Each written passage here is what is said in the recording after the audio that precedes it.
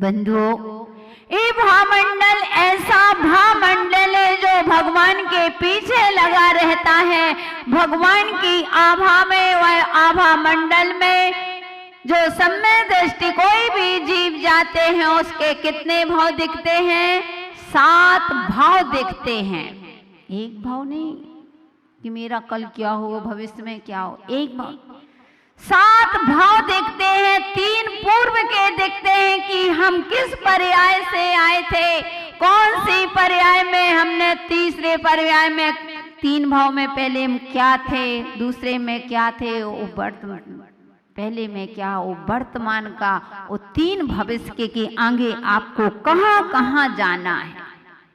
कभी विचार करो बंधु, कितना सुंदर वाक्य। अपने कहीं जाने की आवश्यकता नहीं है, हम स्वयं ही उसके भगवान के पास जब उनके भामंडल को देखते हैं उसमें 7 भाव दिखते हैं बंधु, हम सावधान हो जाते हैं कि मैं क्या कर रहा हूं।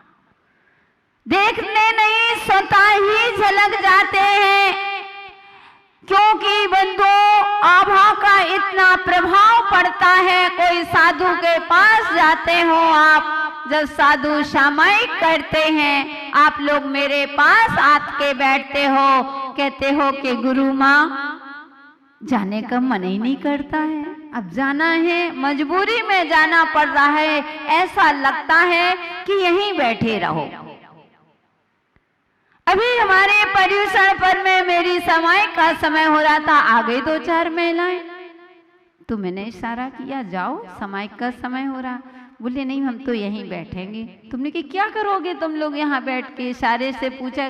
बोले बस हम नहीं करेंगे, आप समय करना, हम आपको देखेंगे, आपको देख करके ही हमको आनंद आता। बंधु ओहो, पंचम काल में भी साधना के प्रभाव से, किसके प्रभाव से आपको अच्छा लग रहा है?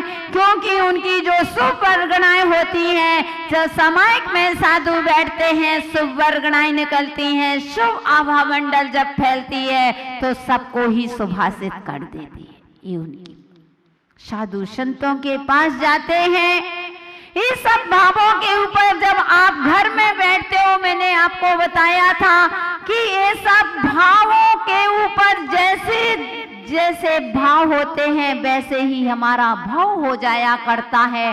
और जब आप पिक्चर हॉल में बैठते हो तो आप चित्र के सामने बैठते हो, आपका चित्र वैसे होता है, और जब आप मंदिर में बैठते हो तब आपके भाव और होते हैं। पिक्चर में बैठे हो वह भाव और है, और जब आप भगवान के सामने बैठे हो तब आपके भाव और होते हैं। दोस्त यार के साथ बैठे हो, किटी पार्टी में जा रहे हो, आपके भाव और होते हैं। तो किसका प्रभाव? इस सब भावनाओं का प्रभाव। बंधु भगवान की इतनी विशुद्धि के साथ जब उनकी आभा निकलती है, वह आभा हम कैसे करते हैं, हमारे ऊपर इतना प्रभाव पड़ जाता है कि भगवान के सामने जाते ही अपने आप स्वतः ही निर्मल परिणाम हो जाया करते हैं। कितना भी व्यक्ति क्रोधी हो, कितना भी व्यक्ति कसाई हो, अगर जब मंदिर जाते हैं तो मंदिर की वर्गणाओं का इतना प्रभाव क्यों शरीर में पड़ता है, हमारे भाव निर्मल हो जाते हैं, हमारे परिणाम विशुद्ध हो जाते हैं। आखिर कभी कभी देखो किसी मूर्ति के सामने जाओ, इतना अच्छा लगता है, इतनी आनंद की अनुभूति, कुछ नहीं, कभी देखा भी नहीं उस प्रतिमा को, लेकिन उस प्रतिमा के सामने जाने से ही सारी थकान दूर हो जाती है, सारा टेंशन दूर हो जाता है, सारा विकल्प दूर हो जाता है। ऐसा लगता है कि बस भगवान के सामने उठने का मन ही नहीं करता। बैठ जाओ अपने महावीर भगवान के सामने, चले जाओ सामने, ऐसा लगेगा कि उठने का मन ही नहीं करेगा, बैठे रहो। तो बंधुओं ये आभा मंडल का प्रभाव, और जैसे भाव होते हैं जब किसी के सामने बैठे हो सकता है किसी के कसाय के भाव हैं तो आपके मन में भी कसाय जागेगी। ये जैन दर्शन कहता है भावों के जैसे तुम्हारे परिणाम होते हैं, सामने वालों के भी वैसे परिणाम हो जाया करते हैं। जैसे आपका मन होगा वैसे सामने वाले की भावनाओं पर इफेक्ट पड़ता है।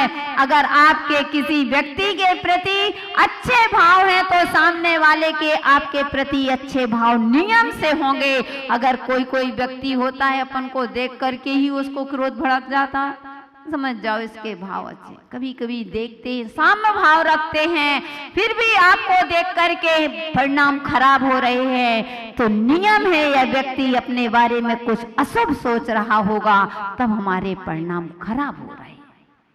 लेकिन सर्वथा मत मान लेना, नहीं तो सोचो कि अगर कोई से गुरु होता है, शिष्यों को डांटते हैं, माता पिता होते हैं बेटे को डांटते हैं, तो वे सोचने लगे कि बेटा इसलिए हमारे परिणाम, माँ बाप के परिणाम खराब रहते इसलिए हमारे हो गए, क्योंकि समझदार लोग ज्यादा हैं। तो बंधुओं कि जब हमारे परिणाम, एक बार जयपुर में एक राजा था, हर सप्ताह में निरीक्षण करने निकलता था, अपनी प्रजा को कभी दुखी नहीं रखता था। उसका नियम था कि कोई भी मेरे राज में, मेरे शासन में रह रहा है, सब लोग खुश रहें, किसी को दुखी नहीं देखना चाहता था। जो वस्तु कोई की कभी बिकती नहीं हो तो वह खरीद लेता था, लेकिन उसको खुश कर देता था। इतना न्याय प्रिय राजा जब निरीक्षण करने निकलता है तो राजा थे, सभी लोग उसका सम्मान करते हैं। बहुत सुंदर हाथी की सवारी निकल रही है, कोई तिलक लगा रहा है, कोई माला पहना रहा है, सब लोग स्वागत करते हैं। ओ बंधु होगा क्यों नहीं, क्योंकि कीमत मैंने बताया था, आज के समय इंसान की कम कीमत है। समझ गए ना, इनडायरेक्ट बात जल्दी समझ में। यानी पैसों की कीमत है, तो वैसे राजा तो कौन सम्मान नहीं करेगा, सभी लोग सम्मान कर रहे हैं। और बंधु एक वहां पर एक दुकानदार था, तो राजा जाकर के वहां पर जैसे ही खड़ा हुआ और उसके चंदन की दुकान थी, उसकी दुकान में इतना चंदन भरा हुआ था, सभी ने राजा का चंदन घिस घिस करके सभी ने तिलक लगाया। राजा उस दुकानदार के भी इतने सुंदर परिणाम की दिन है ऐसे राजा। ओ बंधु अचानक और राजा भी इतना खुश, और जैसे ही 15 मिनट के अंदर राजा जैसे ही पहुंचता है और उसके भाव खराब हो जाते हैं राजा के, और मंत्री से कहता है कि मंत्री मेरे मन में एक बहुत विकल्प उठ रहा है। मंत्री ने कहा बोलो राजा। बोले जो चंदन की दुकान थी उसकी दुकान में आग लगा दी जाए। बोले हे स्वामी आप इतने न्याय प्रिय और इस तरह के, बोले मैं कुछ नहीं सुनना चाहता हूँ, उसके पूरे चंदन पूरी दुकान में ही आग लगा दी जाए। लेकिन बंधु मंत्री समझदार था, कभी बड़े को रोष आता है तो छोटों का यही कर्तव्य है कि उसको उस बात को संभालना। वह मंत्री समझदार था, तो उसने कह दिया था कि इसके दुकान में एक भी चंदन ना बचे, ऐसे आग लगा दो। और वह जैसे ही गया उस चंदन की दुकान पर पहुंचता है और सारा चंदन खरीद लेता है। उसकी दुकान में एक भी चंदन नहीं रह गया, पूरा खरीद लिया। मंत्री ने आग नहीं लगाई, पूरा चंदन और तो क्या ज्यादा पैसे दे करके चंदन खरीद लिया और दुकान बिल्कुल खाली कर दी, एक इतना सा भी चंदन नहीं। अब वह व्यक्ति जैसे ही मंत्री खाली हो गया, अब 10-15 मिनट बाद आधा घंटे बाद वह राजा पुनः मंत्री को बुलाता है। बोला, हे मंत्री, क्या मैंने जो तुमको आदेश दिया था वह तुमने काम कर दिया? बोले, हाँ राजा। उसकी दुकान में अब आपको इतना सा भी चंदन नहीं मिलेगा, मैंने जो आपने कहा था वैसे कर दिया। राजा को बड़ा पश्चाताप होता है। बोले, हे राजमंत्री, तुम तो समझदार हो, मेरे ना मालूम क्यों उस व्यक्ति के ऊपर इतने खराब भाव हो चुके थे, क्या पता, कम से कम बताओ, उस व्यक्ति को तुमने दुकान खाली करा दी चंदन की। अरे तो तुमको ऐसा काम नहीं करना चाहिए था, तुम तो समझदारी से काम कर सकते थे। जाओ और उसकी दुकान में इतना चंदन भरवा दो, और वह चंदन जैसे भरेगा उससे चौगने में तुम वह चंदन खरीद लेना। अब वह मंत्री सोच में पड़ गया कि आखिर बात क्या है। अभी पहले के इतनी तारीफ कर रहा था, आधा घंटे में इसकी दुकान जला दो और आधा घंटे में इसकी दुकान भर दो। वह बहुत अच्छा इंसान, क्यों दुखी करो? वह समझ नहीं पाया। वह तुरंत पहुंचा उस दुख, किससे पूछे? बहुत विचार किया लेकिन उसको कुछ भी समझ में नहीं आ रहा। वह तुरंत पहुंचा मंत्री के पास। मंत्री उस दुकानदार के पास पहुंचा। बोले कि भाई मुझे ये बताओ कि जब राजा की यहाँ से सवारी निकल रही थी, जब आपके भाव कैसे थे? वह तो घबरा गया कि अब तो राजा को पता चल गया है, लगता है किसी ज्योतिषी से उसने पूछ लिया, अब तो मेरी खैर नहीं। तो वह घबरा गया। उसने कहा, कुछ नहीं। उसने कहा, घबराओ मत, मात्र इतना बताओ कि तुम्हारे उस समय भाव क्या थे, कैसे परिणाम थे तुम्हारे?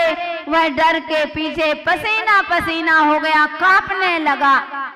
वह मंत्री कहता है कि हे मानव, घबराने की बात नहीं, पहले ये बताओ। तो उसने कहा कि माफ करना। तो उसने कहा, तुमको अभय दान दिया जा रहा है, तुम निडर होकर के बोलो, खुल कर के बोलो, कोई संकोच नहीं। उसने कहा, जब राजा की सवारी आई बहुत खुशी हुई कि देखो कितना अच्छा राजा है, सबको खुश रखता है। और जब मेरी दुकान से चंदन बिकने लगा और मेरी दुकान में काफी दिनों से चंदन निकल नहीं रहा था, तो मैंने सोचा था कि इस राजा की जल्दी मृत्यु, ये राजा मर जाए तो कम से कम राजा को जलाने के लिए चंदन की लकड़ी ही खरीदी जाएगी, तो मेरी दुकान से पूरा माल निकल जाएगा। और इसके बाद फिर बाद में मेरे भाव आधा पौन घंटे के बाद आए कि अरे मैं क्या कर रहा हूँ, इतने में आप जब मेरे यहाँ से दूना माल लेकर के दूने पैसे दे करके जब मेरे पास से माल लेकर के गए, तब मुझे इतना लगा कि धिक्कार है, कितना अच्छा राजा है कि अपनी प्रजा का इतना ध्यान रखता है। अरे तो बताओ, 10 का माल 20 में लेकर करके चला जाता है, उतना मिलता है। तो ऐसा राजा जुग जुग जिए, हमेशा रहे, हमारी प्रजा को कम से कम हमारे पुण्य से मुझे ऐसा राजा मिला इत्यादि। वह समझ गया कि सारा खेल किसका था? भावनाओं का। पहले राजा को गुस्सा नहीं आया, जैसे ही तिलक हो रहा था और जैसे उसके मन में आया कि यह राजा कब मर जाए तो कम से कम इसको जलाने के लिए मेरा चंदन बिक जाएगा, वहां राजा को क्रोध आया कि इसकी सारी दुकान को जला दो, एक चंदन ना रह जाए। वो चंदन जब मंत्री ले गया, उसके भाव निर्मल हो गए कि मैंने कितना अशुभ विचार कर लिया। तो कहने का तात्पर्य बंधुओं, कभी कभी यूं होता है कि सामने वाले को देख करके कितना भी अपन अच्छे परिणाम रखो, लेकिन अपने परिणाम खराब होते हैं तो नियम से उसके परिणाम अपने प्रति खराब होते ही होते। इसलिए कभी भी ये वर्गणाओं का प्रभाव पड़ता है। अच्छे परिणाम रखो, हमेशा दूसरों का अच्छा सोचो, क्यों बुरा सोचते हो? मन खराब है माथा खराब होगा, मन खराब है माथा खराब होगा, करो बुराई पर की बुरा स्वयं का होगा। ओ मन पवित्र है माथा पवित्र होगा, करो भलाई पर की भला स्वयं का होगा। बंधु स्थिति है कि हमें अपने जीवन में क्यों ना हम अच्छे परिणाम रखें। इसलिए बंधु भावनाओं का जीवन में बहुत प्रभाव पड़ता है, इसलिए हमेशा अच्छे परिणाम रखिए, अच्छे विचार रखिए। सुंदर विचार रखोगे तो हमारा ही जीवन बनना है, दूसरों का बने या ना बने, क्योंकि दुनिया है, अच्छे को देख करके दुनिया चलती। मैं बता चुकी हूँ, कई बार कह चुकी हूँ कि अपने दुख से कम दुखी पड़ोसी को सुखी देख करके ज्यादा दुखी। इसलिए बहनों अपने ये भावमंडल प्रातिहार के वर्णन चल रहा है कि हे भगवान, जो सम्यक दृष्टि भव्य जीव ही आपके चरणों में आते हैं, अभव्य नहीं आते। ध्यान रखना, भगवान की अर्चना करने के लिए भगवान के समशरण में विराजमान जो होते हैं वे सम्यक दृष्टि ही होते हैं। मिथ्या दृष्टि तो बाहर की विभूतियों को देख करके बाहर के बाहर ही लौट जाया करते हैं। इस समशरण में कौन बैठता है? जो भव्य जीव होते हैं। मंदिर आने के विचार किसके होंगे? जो भव्य जीव होते हैं। बंधु कहते हैं कभी अपने मन में, जिस दिन तुम्हें मंदिर दूर लगने लगे समझ लेना नरक हमारा बिल्कुल पास में है। जिस दिन तुमको मंदिर दूरी में लगने लगे कि बहुत दूर है, तो कहीं और जाने की आवश्यकता नहीं है, समझ निश्चित मान लेना कि मेरा नरक बिल्कुल पास में खड़ा है, मैं नरकों का पात्र बना। मंदिर दूर लग रहा है, वैसे ही बंधु कहाँ रह गए मंदिर? कहते हैं कि आज बाहर जाते हो, अगर कहीं अचानक चले जाते हो, अगर 50 किलोमीटर भी होटल है, ऑफिस में बैठे हो भोजन करने, गाड़ी करके 50 किलोमीटर भोजनालय में भोजन करने जाते हो, लेकिन जैनी भाइयों कभी आज तक 2 किलोमीटर भी मंदिर है तो कभी पूछा कि यहाँ जैन मंदिर जाते हो? कभी चलता है माता जी दूर है, एक दिन नहीं करते भोजन, एक दिन छूट जाता नहीं, पहले पूछ लेते हो कि वहाँ भोजनशाला आसपास में भोजन की व्यवस्था है कि नहीं, रुकने की व्यवस्था। लेकिन कैसे हमारा जीवन, एक बार हम ये नहीं पूछते वहाँ जैन मंदिर है कि नहीं।